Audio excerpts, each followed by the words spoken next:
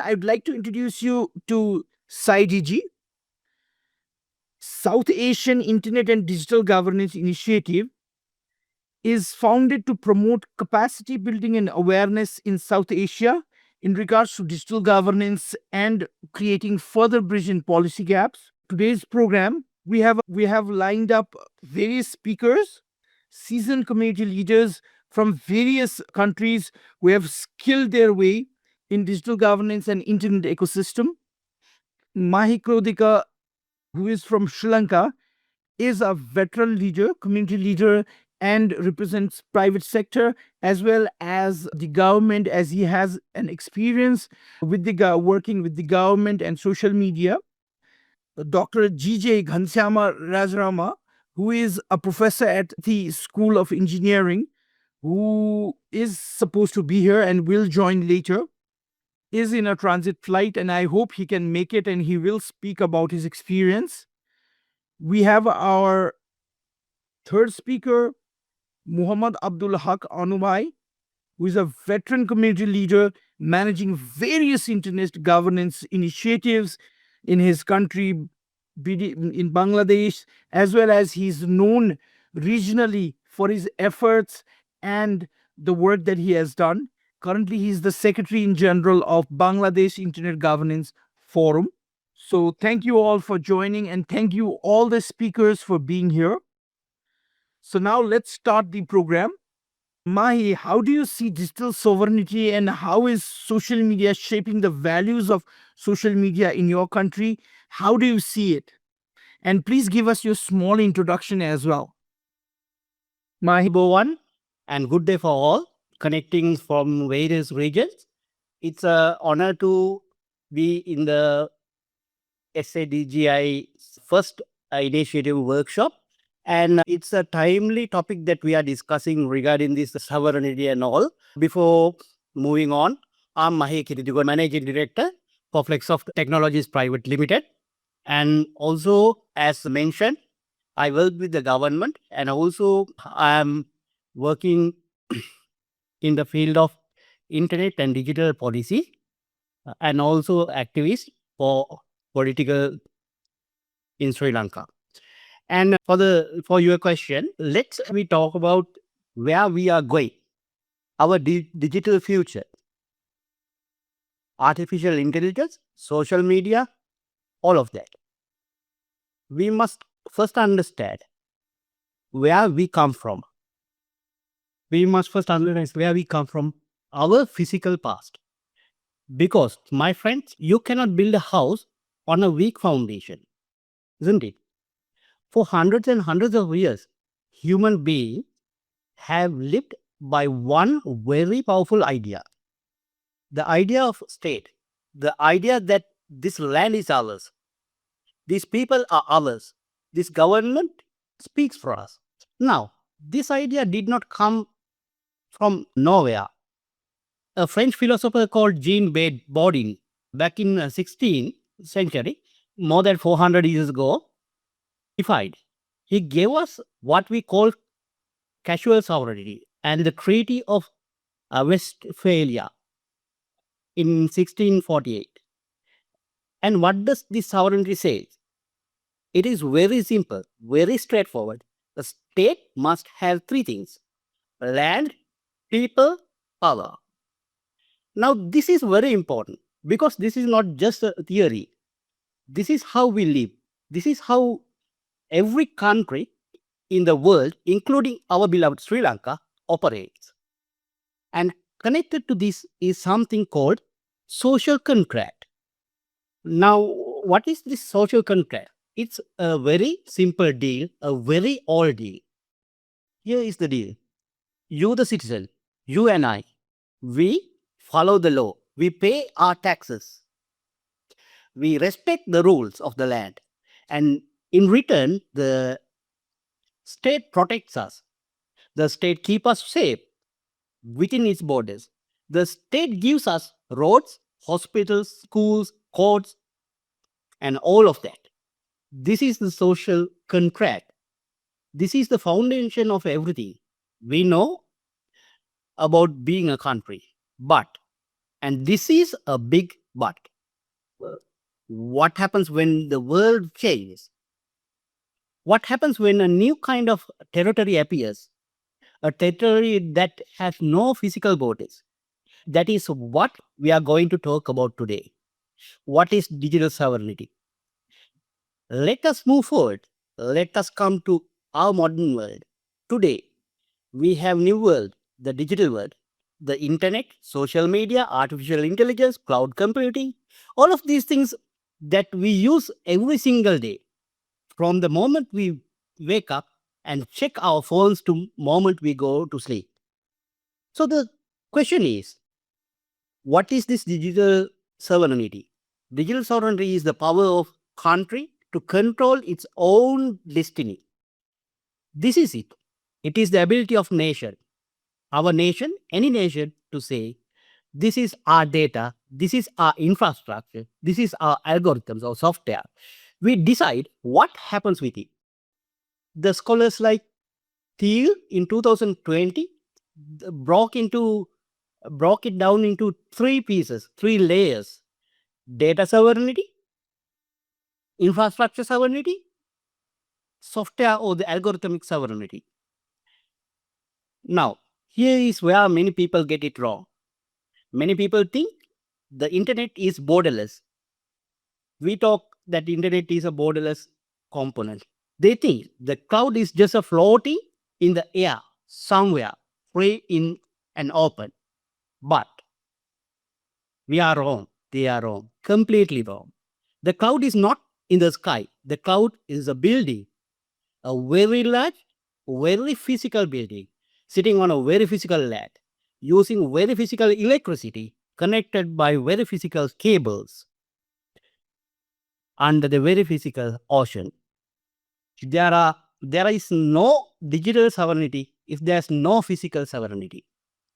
If a country does not control its land, if it does not control its power grids, if it does not control its security, then it can never be truly digitally free.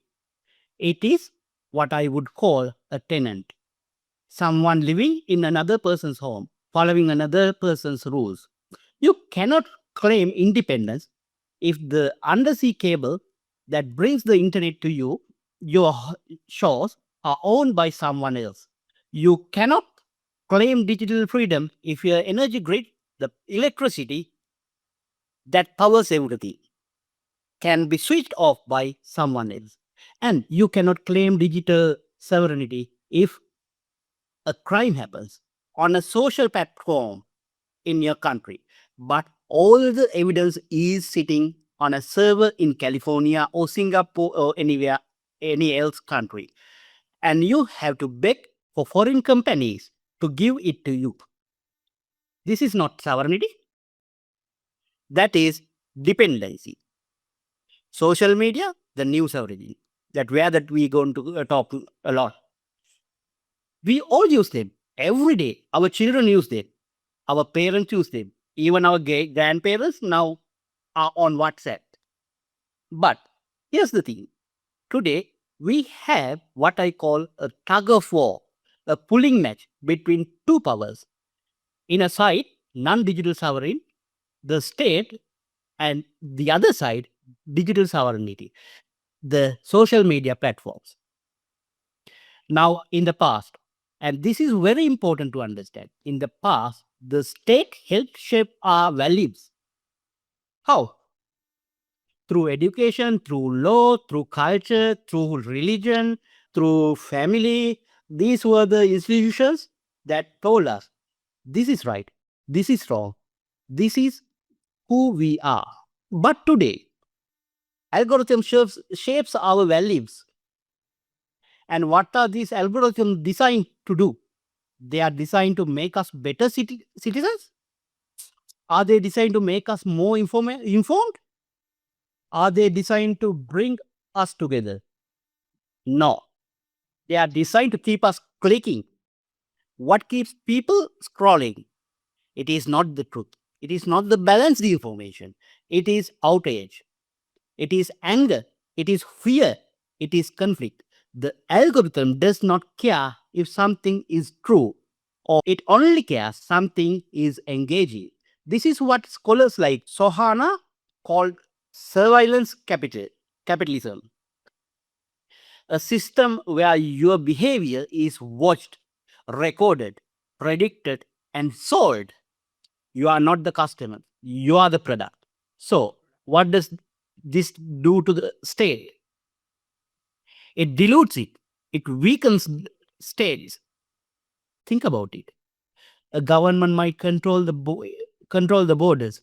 A government might control the military. But if a foreign social media company controls what people think, what they feed, what they fear, and what they demand, is that state truly sovereign? I say it is not. I say it becomes what I call a hollow street state, strong on the outside with a flag and an anthem and a parliament, but empty on the inside because the minds of its citizens are being shaped by forces it cannot see, cannot touch, cannot control. That is the question we must all ask ourselves. I think, Shredeep, I answered your question correctly. Yes, thank you for your knowledge as well as your experience and what you have said. Things are changing rapidly, and as we are getting more used to social media, everything is changing. You see the AI data, and you rightly said when anything in internet is free, you are not using it, but you are the product. So your data is being harvested out there. So how do you see the government reacting to it? Because if you look at it from the broader angle, then especially in the developed countries, there has been cases where Facebook was questioned about the data sharing policy, especially in regards to Facebook. How do you see that happening in our side of the world? To say, when we talk about our side of the world, we, the Asian, South Asian people, are victim. How do you see that? Because we don't have any policies, we don't have anything in specific to protect ourselves, especially when you talk about digital sovereignty. It's just a term that we are learning. So, how do you see it when you have a close experience working with the government as well? So, how do you see this coming? So that's up. Okay. I think that you are trying to pull me into the discussion of manipulation of social media and how cyber threats of today diverts. Now, because the social media platforms have so much power, so much influence over what people think and feel, they are easily manipulated. They can be easily manipulated, very easily manipulated. Why? Because they profit from engagement, and nothing in this world engages people more than fear and anger. That's what I said earlier.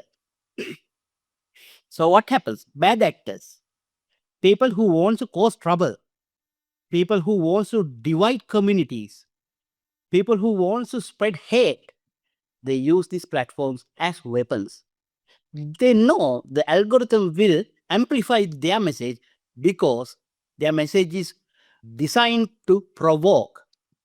And we do not need to look for examples we have seen in our own country in Sri Lanka. Let me give you one, two examples. In 2018, I believe Shredeep has supported us in this event as well. The weather incident happened in Kandy, Sri Lanka, Digana, where that it caused internet shutdown for about 13 days in the country, fully shut down. So we had done few strikes, protest. We did Colombo communique on 2018 on the same event. So we have been succeeded with the support of Internet Society and the community. Many of you will remember this event. What happened there? Misinformation and hate speech spread like wildfire through Facebook. False rumors, fake stories designed to turn one community against another. And it worked. It led to real violence, physical violence on real streets against real people. And what could the government do? Very little. Why? Because the servers were not there. The company Facebook was in another country, in America. The local government had no grip on the situation. They could not take down the post quickly enough. They could not stop the spread. Where that Facebook has lately apologized for not taking actions proactively on this event. Think about that. A sovereign state with police, with military, with laws could not control what was happening on the platform, operating within its own borders, because the platform was not in its judicial jurisdiction. This is what the researcher Sanjan Hattodo documented. He showed how digital instability, misinformation online led directly to physical violence on the ground. The digital world and the physical world are not separate. What happens online happens in the streets. Another example, the Aragalaya, well known Aragalaya. Now, this is a different story. The Aragalaya showed the power of social media for good or bad, for organization, for voice, for democracy. People believe that. People use social media to come together, to protest, to demand change. It was digital public square, a place where the national conversions happen. But, and this is the dark side, it also shows us something very troubling: surveillance, where our nation's conversation happens on foreign platforms, on WhatsApp, on Facebook, on Telegram, or other outlet. Our data is no longer private. Our locations can be tracked. Our messages can be read. Our networks can be mapped. Our movements can be monitored, not just by our own government, by anyone who has access to data. The company, foreign governments, intelligence agencies, anyone. This is what Shohana warned us about. In her book on surveillance of capitalism, she showed that these platforms do not just collect your data, they predict your behavior and they sell those predictions to the highest bidder. Your future behavior is the product being sold. So, in the Aragalaya, both sides of the coin, social media as a tool of liberation and social media as a tool of surveillance, both at the same time, both on the same platform. But Srideep, the story does not end there, because alongside this manipulation, there is another threat growing in the shadows, a threat that is silent, a threat that is invisible, and a threat that can be paralyze an entire nation.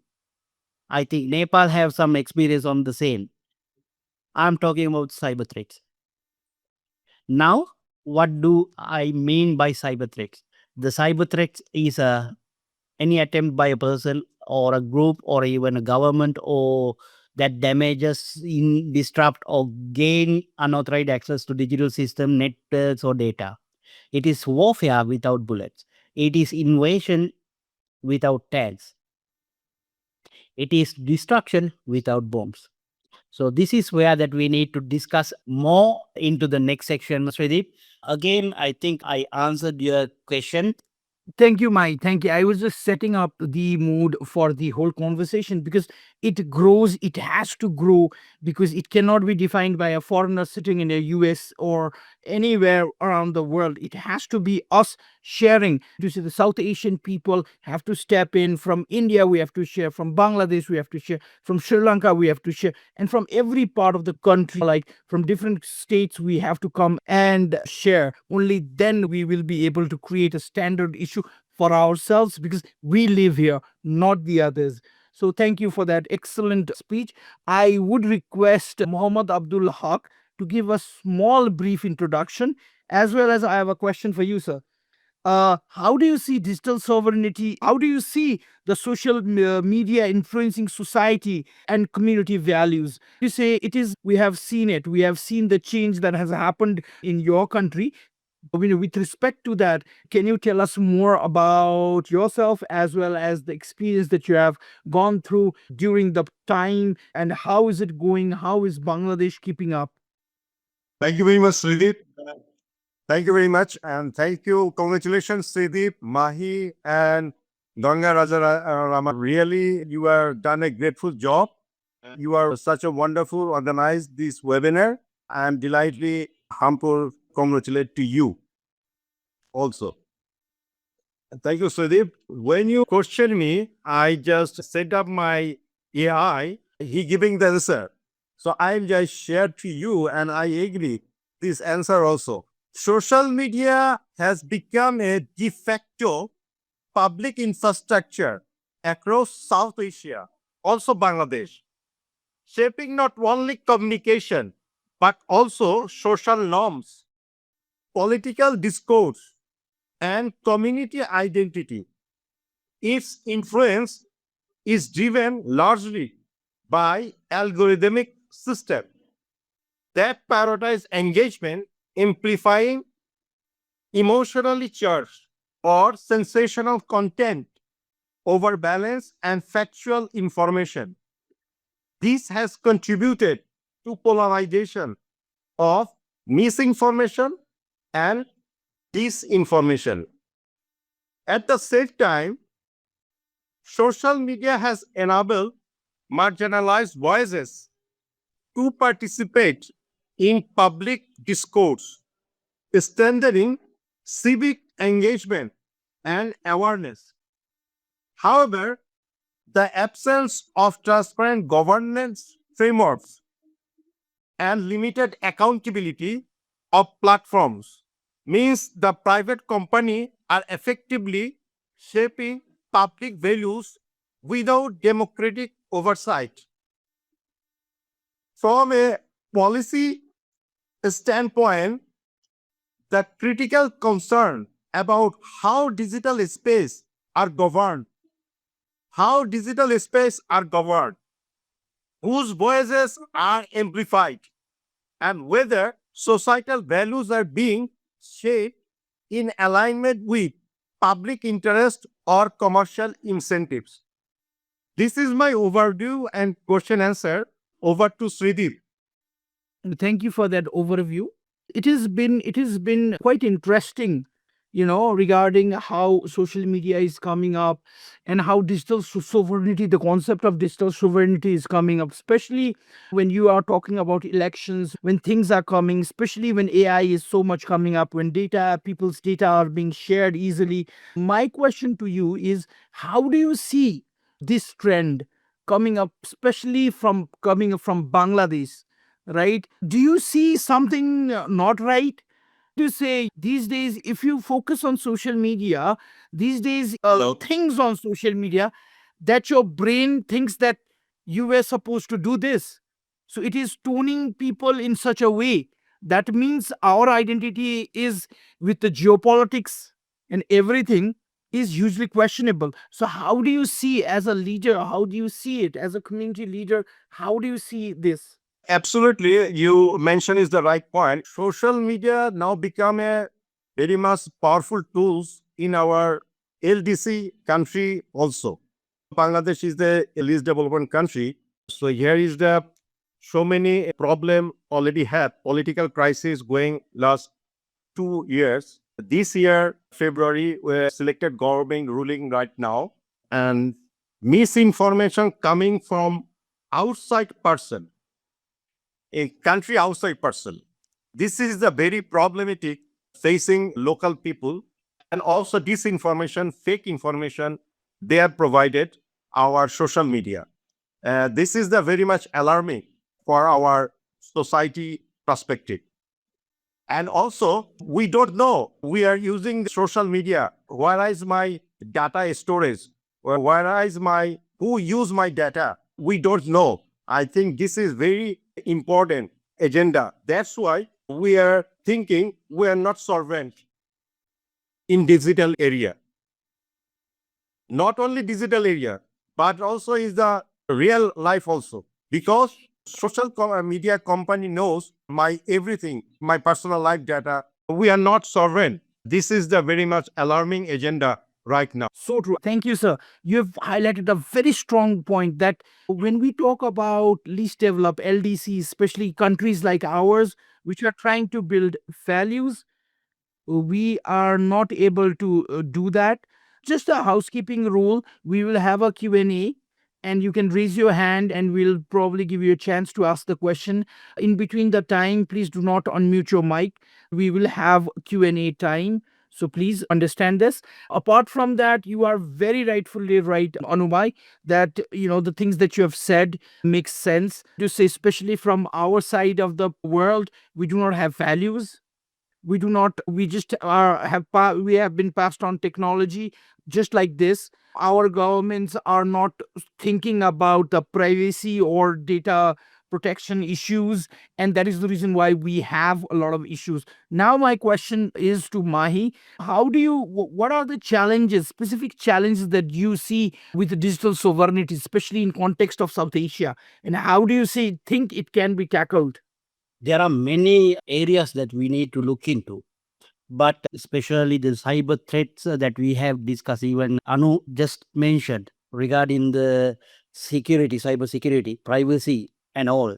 These are the threats for our sovereignty, not only for a country or for a state, but also for individuals, organizations. This is the current and gaining threat with the artificial intelligence and agentic AIs now make these threats more severe. So even nowadays in Sri Lanka, we have a few threats going on. I think that if you are interested in those kind of threats, you can search on. It is on the international news as well at the moment. I believe that for the digital sovereignty as well as the sovereignty, that the traditional sovereignty that we call, is also being threatened through these cyber threats. The social engineering, phishing, these are the things that we see here. And data breaches, leaks happening day by day. And ransomwares, state-sponsored cyber attacks, it is visible at the moment, but can be under hidden threats for us. Deep fakes, AI generate disinformation, as Anu correctly said earlier. These are the kind of new threats, not new. Now these are decade old, but these are still threat to countries like ours, countries like Nepal, the countries like Bangladesh. So this depends on how our readiness is as a country for what we call re-attacking to these threats, how to mitigate these threats. It is a difficult challenge, but in positive way, we need to make policies to stronger the things. Let me be honest with you. We cannot go back. Can we shut down internet? Can we go back to 1960s? No. We cannot close our borders to the internet. We cannot tell our children to stop using digital devices. That is not realistic. That ship has been sailed over. But we also cannot continue the way we are going at the moment. We cannot continue to be tenants in someone else's digital house. We cannot continue to let foreign algorithms decide what our people think and feel. The answer that you asked, and I truly believe this, the answer is digital governance, digital and internet governance. And where that said GI, South Asia Digital and Internet Governance Initiative, that we are working for. And the age of artificial intelligence, AI, this is more important than ever, because AI is going to amplify everything I have talked about today. AI is going to make the algorithm smarter. AI is going to make the surveillance deeper. AI is going to make the manipulation more sophisticated. And AI is going to make cyber attacks more dangerous. Especially, I believe we need the organizations, forums, initiatives, the IGF as a permanent empowered body, not just talking shop, a real body that real authority. We need international rules that force technology companies, the tech giants, to respect national sovereignty, to respect the data rights of citizens in every country, not just in developed countries or developed regions. We need governments to invest in digital literacy. Most, I think, primary layer, so that our people, our citizens, can understand how this platform works, can understand when they are being manipulated, can think critically about what they see online. We need to invest in cybersecurity, not as an afterthought, but as a matter of national defense. We need to train cyber professionals. We need national cert teams. We need laws that punish cybercrime swiftly and strongly. And we need to build our own digital capacity, our own service, our own software, our own algorithms, our own expertise, so that we are not dependent on anyone else for our future. Shredeep, let me leave you with this thought on this ground. Okay, thank you. Thank you, Mahi. But I'm going to put you into focus. I want to know exactly, because we three represent the states that have recently gone through changes due to social media. So, in this context, how do you see geopolitics versus digital sovereignty? This is my question to you. How do you paraphrase this? How do you lay it out? Because our country's government has been thrown out, right? Thrown out. There is a new setup, new people coming in, but there is the tag of geopolitics that has come up, right? In your country as well, even in Nepal, we had a bigger issue, we had a bigger discussion about what geopolitics was. Even in Bangladesh, there has been an issue. So how do you see this? First to Mahi and then to Is what I can see on. I can't predict or I can't say anything beyond that. What we can see, we see something is going on, some agenda is going on. It is visible. It is that still we need to educate our people just to mitigate, to understand what is going on. That's the only thing that I can say on that. Okay, thank you. Anubai, you just had a statement saying there is no digital sovereignty. My observation is very much clear. Internet technology, which country is invented? Everybody knows is America. Social media, which country is invented? Social media platform. Most 80% or 90% is the USA. Geopolitics system use this social media platform through the United States. This is a very much interesting agenda because youth community, Gen Z community, and others people also using the social media. They passing the time and investment the time also social media. That's why they are algorithmic system built in when they are decided geopolitical mafia, they are decided which government, which regime we are change, which regime we are supported. That's why we are setting the algorithm, and that's why promoting the social media through the system. This is my observation. Yeah, thank you, Anubai.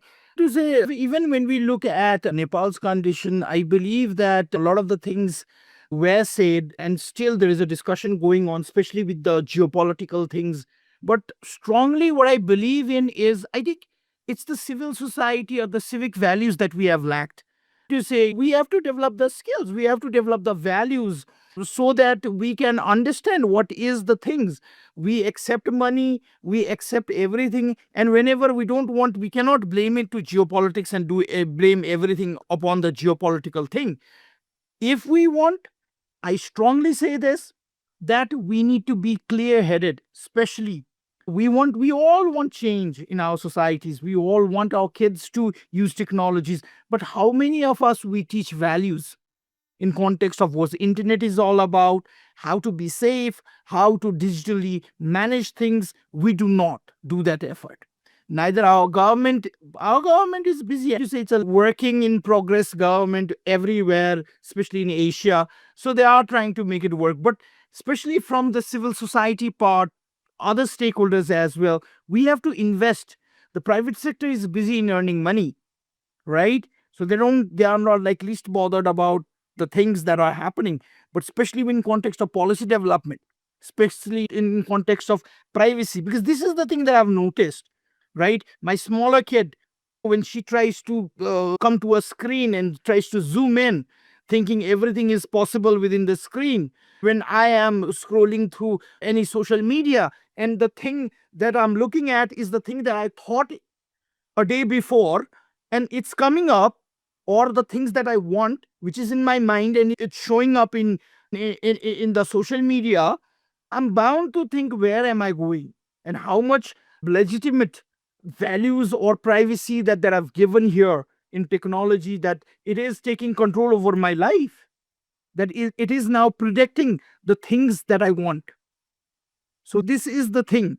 And especially, I believe technology has to be ruled by values, proper values in terms of how we use technologies. We cannot just be blaming it upon the technology for all the wrong saying or wrongdoing or everything. But we have to take ownership in terms of how we communicate, how we learn from each other, especially with the things that happened in Bangladesh or Sri Lanka or even in India, because India is being very progressively working in the Asian platform and coming up. Especially, we have to consider what China is doing as well, the values that are coming in.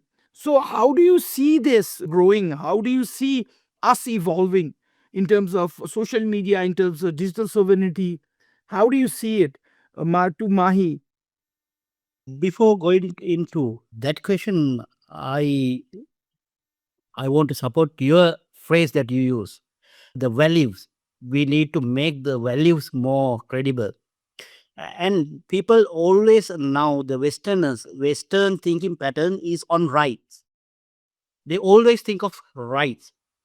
But normally the us like South Asian countries, we more think of responsibility than rights.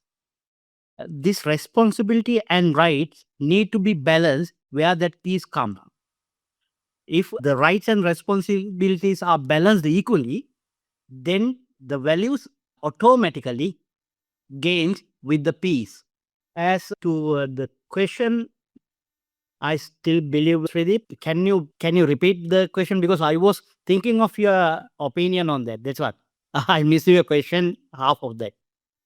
Okay, I am trying to say, what are the things that we should focus on, especially with everything, with the change and things that are happening, looking at the trend that is China is setting and what India is doing. So, what are the things that we should follow up, especially from the least developed countries' side or developing nations' perspective? The literacy, number one, literacy. Number two, literacy. Number three is literacy. Because if the citizens literate enough to understand the things behind, then this world will be more peaceful for each other. No one will gain more benefit from a tool because they all literate. No, completely agree with you. Values are the things that where we take money from things and we blame it to geopolitics. But when it comes to us, we are not making the right policy. And what makes right policy are values and literacy that we spread on, right? Anubai. From 2013, just 1 minute. From 2013, we are working in this arena on internet governance. And we moved into digital and internet governance at the moment. But we are lacking this engagement. Due to what? Due to the issue of this, mainly due to the literacy. How many of our network knows about internet governance, digital governance? Very few. And with this, without this literacy, can we make policies for the community? Only who engage with these institutes, with these topics, only make policies. Those are biased. Multi-stakeholderism is fake. It's vague at the moment. Only very few joins, very few give ideas, very few works, very few engages. So the policies are only for the limited crowd. So because of that, we need to make the people literate on digital and internet governance. That's my point. That's why I said 1, 2, 3, all are literacy. Okay, Shredeep, more time. Okay, thank you. I have some observation and share with all audience also. Building a society with a stronger values in the digital age require a balanced and rights-based policy approach. First, government must establish transparent and accountable regulatory frameworks that protect freedom of expression while addressing harms such as misinformation, online abuse, and data exploitation. These frameworks should include independent oversight and clear mechanism for appeal to prevent misuse. Second, platform must be held accountable through enforceable standard and algorithm transparency, risk mitigation, and content governance, particularly in diverse linguistic and cultural contexts. Third, investing in digital literacy is essential. Citizens need to skill, critically access information, understand platform dynamics, and engage responsibility online. Finally, a multi-stakeholder approach in crucial collaboration between governments, private sector, civil society, and technical community can ensure that digital ecosystem reflect shared societal values, promoting inclusion, trust, and long-term sustainability. This is my observation. I share all of DST. Over to Sri. Thank you, Anumai. That is an excellent observation that you have said. And I believe that the reality is we need to be aware and we need to have values. And especially with multi stakeholderism, I agree to disagree with Mahi that it is not fake, but it is vague. And whoever is engaged, they have the opportunity. So now I think Shamina Akhtar, she had raised her hands. Yeah, good evening. Thank you very much, Mr. Shredeep ji, giving me such opportunities to say something. Okay, already that was my question. Already Onuvai covered his observation. Yet I can share my opinion.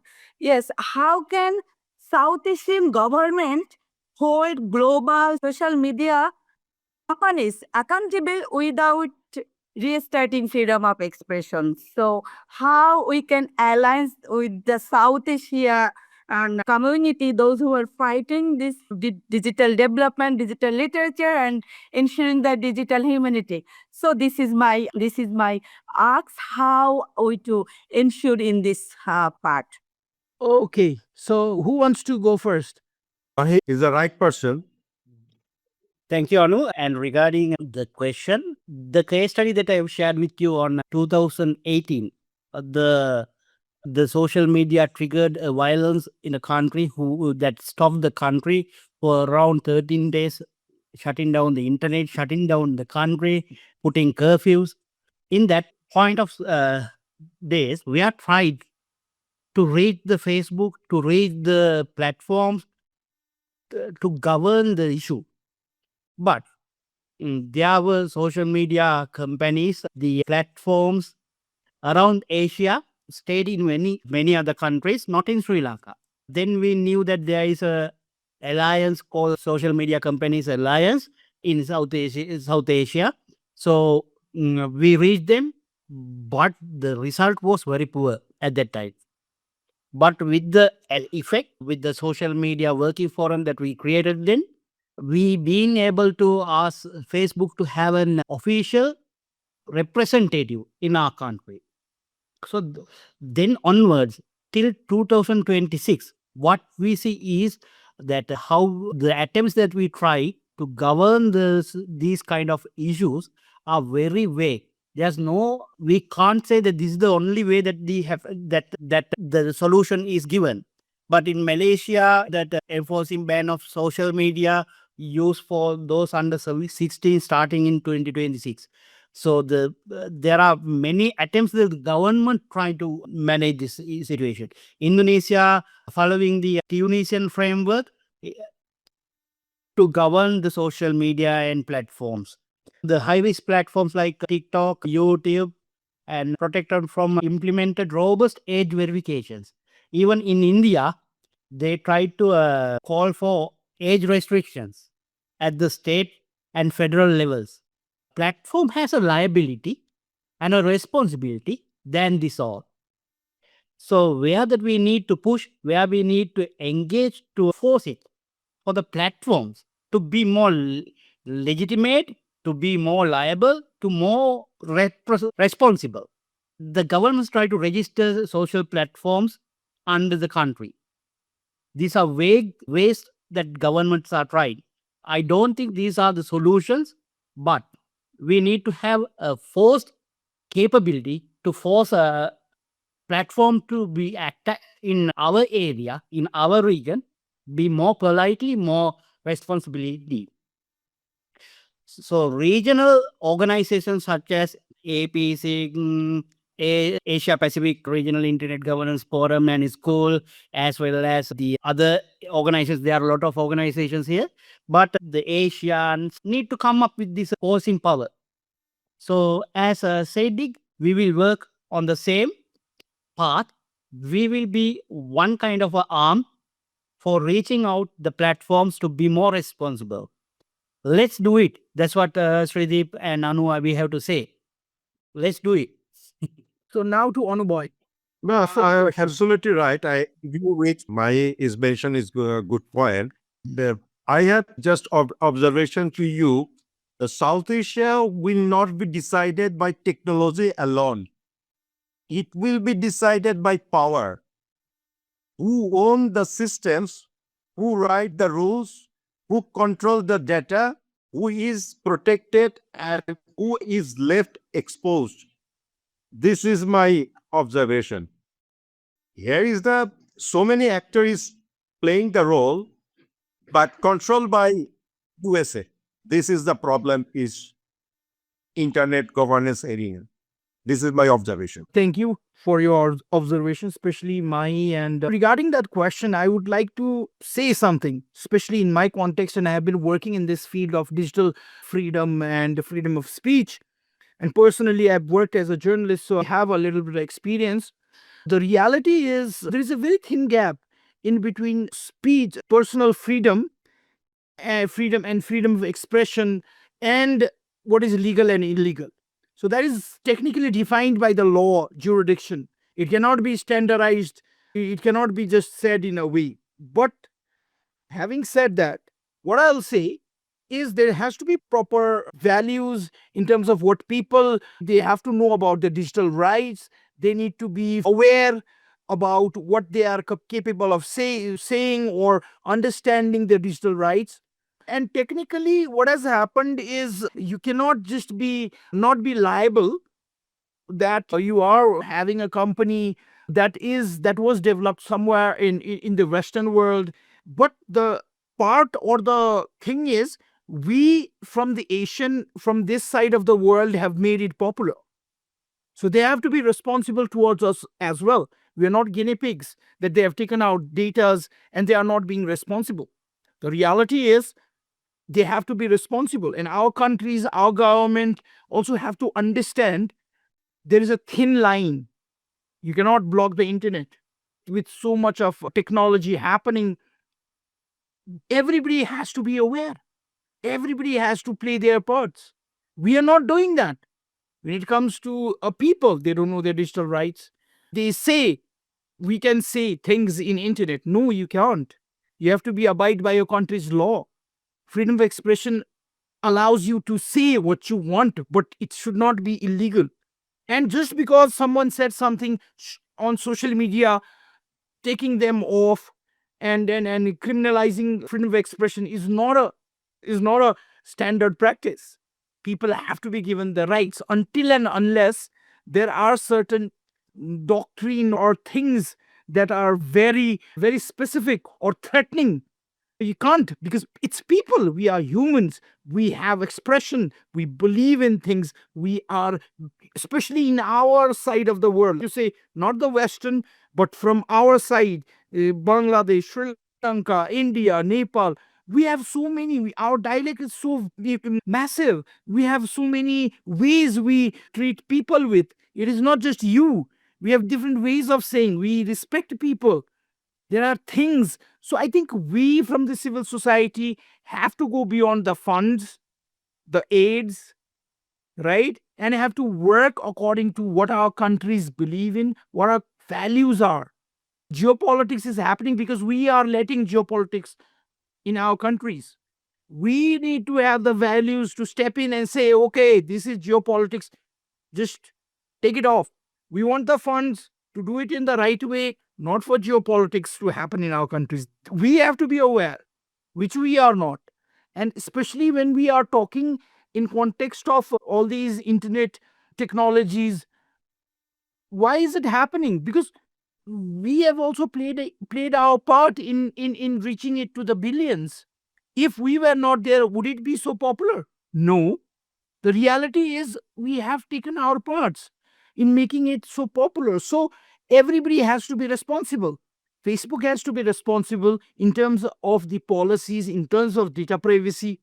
If I'm not mistaken, in a lot of our countries, GDPR was made possible because, okay, in a lot of our countries, Privacy Act came to our countries because GDPR was enrolled in by UK or Europe. Because when we think about GDPR has a clause where it handles the data privacy thing, third party management issues. Because of that, a lot of our countries got the Privacy Act in our countries, because it said clearly that if the data handled by a third party country, there is a problem, then they will have a legal case. And because of that, Privacy Act came to a lot of our countries. Other than that, if you look at the history prior to 2018, a lot of the countries didn't even care about what privacy was all about.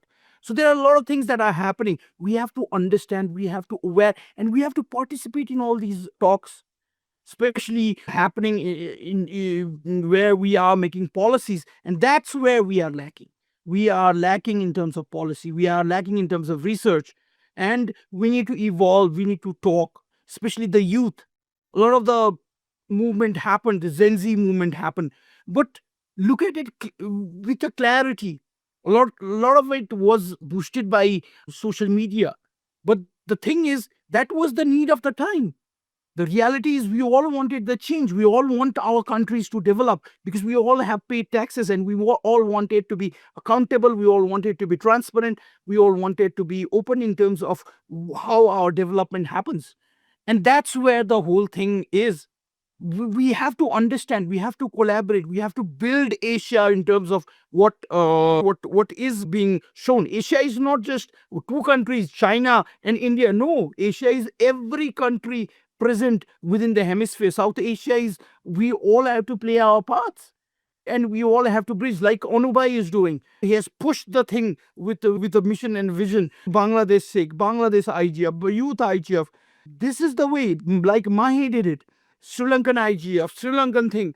We have to keep aware, buzzing. There are younger people out here who want to go to all these international dialogues. How do you do it? Please engage with your communities. Please ask yourself what kind of values you have. Just don't go to all these events and be a person to learn. No, have your questions. Ask them. You are from Asia. If there is a certain thing that hits you, that is not right, you should raise your voice and say, I'm an Asian, I come from Asia, and I have a voice. You should do that. That's what make a difference. And that's what will change the world. And thank you all for listening. And if you have any more questions, please, I'll keep on going. It's better to inform them that regarding what we are stand for. Yes, said GI. Yes, I think I did said a bit about what SciDG is all about. Still, I would like to highlight this is an initiative in between the SAARC countries where we want to create a possible scenario for intellectual development as well as policy research where we lack. I mean to say, as South Asian, we lack research capacity as well as Mahee rightly said, it should be awareness, values. That's what I believe in. And that's what I will approach you with. If you want to do any sort of programs, anything, we are there to facilitate you. We are there to help you in starting the conversation. We are there to help you with the possible logistics. But you also have to take out the real voices. What are the challenges, the things it has been a big term in terms of how the global world is shifting. The lack of new leadership, the lack of new voices is what inspired us to evolve SciDG. We will be opening up with the we are also planning further planning for South Asian Internet Governance Forum as well as South Asian School of Internet Governance. So let's collaborate, let's look into it. Let's please like us in our Facebook page. We will be updating things. We have further more discussion on issues of South Asia. And if you want to, please write to us. The email are there. You can easily find me in social media, LinkedIn, Gmail, whatever you are comfortable with, WhatsApp. Just ping me. If you have any issues, if you have any things, if you want to get into the internet governance hemisphere, please, we are there to help you because we as leaders, community leaders, want to talk about real issues. We want to create a difference. So any more questions or anything? If you have any questions, please. Shredeep, I have some recommendation or observation. I just share my audience to you if you allow me. So please. Okay, thank you, Shredeep. Digital sovereignty, if taken seriously, should protect citizens from both corporate extraction and state domination. It should make platform accountable without making government uncountable. It should defend national interest without human rights. And it should recognize that the digital public sphere is now too important to be governed by either market logic or political fear. South Asia does not need digital wall. It needs digital self-respect, democratic safeguards, and public institutions strong enough to govern the platforms without become platforms of control themselves. This is my observation. I just share to all you. Over to Shredeep. Yes, thank you. Thank you, Anubai. Mahee, do you have anything to say, last words or anything? I think we have covered our things. We have said everything. So if you have anything to say, please unmute your mic and speak. Only two words. Thank you. For the audience, for the speakers, as well as everyone who supported. Thank you. If you allow me, I'm sorry. This is Shaheen. If you allow me, and then I had some questions to you as a social media user. Sure, please. Thank you so much. So let's say I'm the user of social media and I have my own data, personal data. So I don't have the data security. So do you have any plan to localizations the data? Nowadays, the all data is coming to goes to the globally. Do we have any plan to make a localizations of the data or own platform and awareness that I'm the owner of the data? So I want my security of my data and I want that accountability from the giant company. Do you have any plans regarding these issues? To answer this. I think you are the one who needs to answer this question. Okay, because- sure. I believe that a person's data should be his right. It should not be circled or the way it has been doing on. Though we, without reading, do the tick on the privacy policy and we allow them to use our data. But having said that, still there are issues. You say it cannot be said that we have read it and we have done it, but technically that is right in terms of how the data has been given to them. So doing that take the agreeing to the privacy policy. But in regards to that, you say a lot of the governments are coming up with specific policies, like in Nepal, we had a specific clause from the government that the government wanted the Facebook technical companies to be registered here within Nepal laws, so that if there is anything, any problem, we don't have to go to India, we don't have to contact India. Because recently in the past I've encountered this when one of my person's account was hacked, and it was taken over. Someone else from somewhere had taken over the by phishing, had taken over control over her account. But it took the same person 6 months just to get back her account back.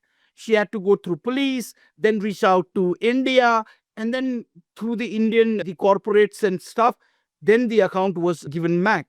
So the process is very tedious. The government has to step in these terms, that especially when your data is being manipulated in such a way. Personally, we have to be very careful. These days, we see a lot of Android apps. People are turning off all the things. We have to be smarter. So, Muhammad, we have to be very smarter in terms of how we are being used. As Mahee rightfully said, in internet, if anything is free, then it is not free. Then you are the product. Yeah. So you have to be smart, and we have to raise all these questions, because anonymously we are doing it. We are legally, we are giving the rights to them, but in that, just in the form of take, they are taking the data of everything, and we don't have authority that can be controlled in a legal jurisdiction by government only. So the government has to be aware, and from our part, during the public policy process, we have to raise this.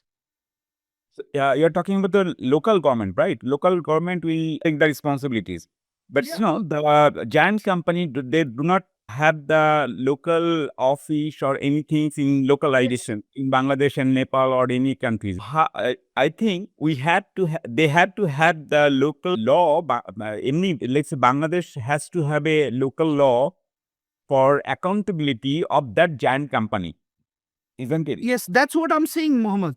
The government, even in Nepal, a lot of the issue, especially with the TikTok ban, happened because there was this issue that the TikTok had not registered.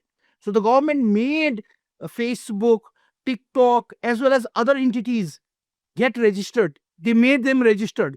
So these are the thing where the dialogue should happen from the civil society, from the private sector as well, because ultimately we are the ones who are facing the problem, right? If your account gets hacked, it is like a lot of phishing links are coming up, a lot of things are happening.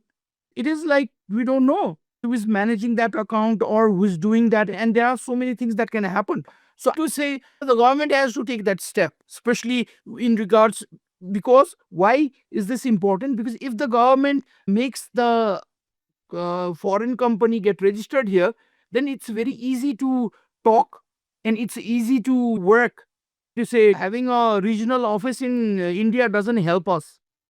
Bangladesh or doesn't help us in Nepal as well.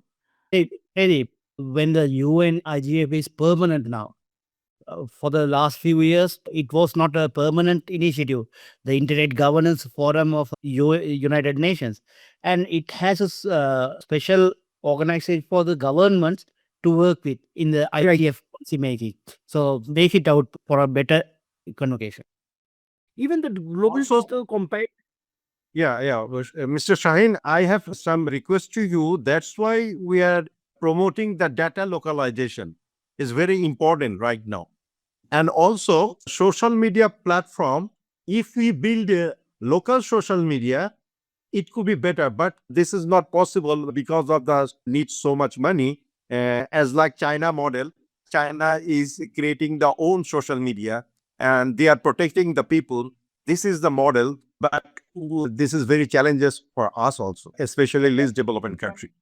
We can make a digital colonization. I agree with you. This is the digital colonization. This is digital colonization happening right now. Correct. Yes, I think this should. Yes, this conversation should continue in your regional, in your national IGF.